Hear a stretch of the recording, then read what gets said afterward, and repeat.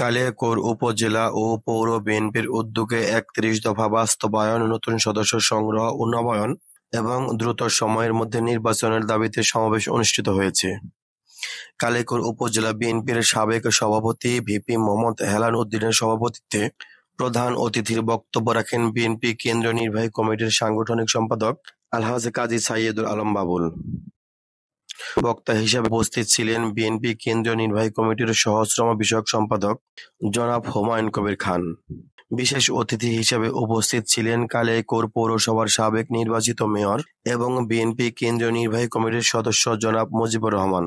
সঞ্চালনায় ছিলেন কালিয়াকৈর পৌর বিএনপির সাবেক সিনিয়র যুগ্ম সম্পাদক জনাব সাইজুদ্দিন আহমেদ। আরও উপস্থিত ছিলেন বাংলাদেশ সুপ্রিম কোর্টের তরুণ আইনজীবী এবং গাজীপুর জেলা জজ কোর্টের এপিপি অ্যাডভোকেট রফিকুল ইসলাম রফিক। এছাড়াও কালিয়াকৈর উপজেলা ও পৌর বিএনপির সিনিয়র নেতৃবৃন্দ সহ যুব দল, ছাত্র দল, স্বেচ্ছাসেবক দল সহ বিভিন্ন অঙ্গ ও সহযোগী সংগঠনের নেতৃবৃন্দের ব্যাপক উপস্থিতি লক্ষ্য করা যায়।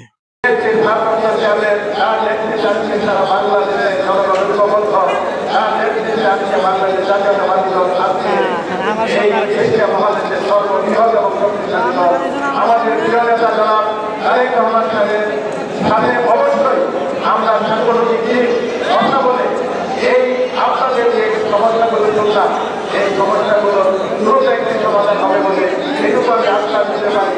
যেহেতু আপনাদেরকে আমি অনুরোধ রাখতে চাই, আপনারা দয়া করে দলের সংগঠনের কোনো বিশৃঙ্খলা তৈরি হয়, দলের ভাবমূর্তি নষ্ট হয় এবং আমাদের শহীদ রাষ্ট্রপতি সহ আমাদের আদর্শে আমাদের দেশনেত্রী আপসী নেত্রী বেগম খালেদা জিয়ার পরিশ্রমে আমাদের প্রিয় নেতা জনাব তারেক রহমানের